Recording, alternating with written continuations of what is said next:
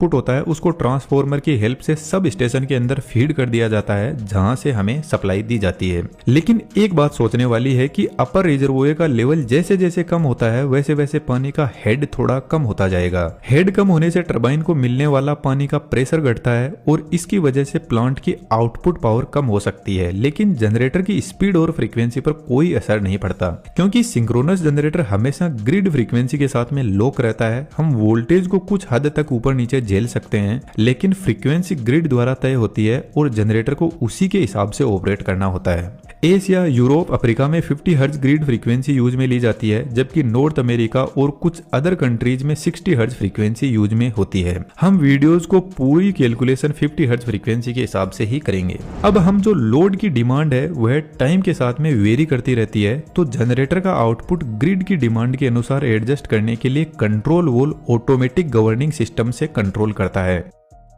अगर अचानक वाल्व बंद कर दिए जाए तो पेन स्टॉक में वाटर हैमर यानी अत्यधिक दबाव बन सकता है। ऐसे हालात से बचने के लिए कई डिजाइनों में सर्ज टैंक लगाया जाता है, जिससे पानी को अचानक रुकने के बजाय ऊपर सर्ज टैंक में जाने का रास्ता मिल जाता है और पेन स्टॉक को हाई प्रेशर से बचाया जा सकता है।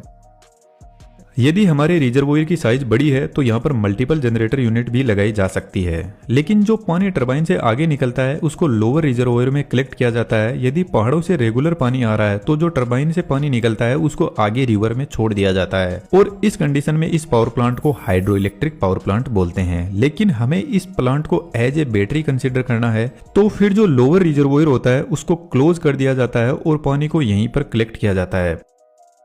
जब अपर रिजर्वोयर पूरी तरीके से खाली हो जाता है तो सिंपल सी बात है, पूरा का पूरा पानी लोअर रिजर्वोयर में कलेक्ट हो गया और हम कह सकते हैं कि अब हमारे पास में एनर्जी जनरेट करने के लिए और पानी नहीं है, तो यह बैटरी डिस्चार्ज कंडीशन होती है।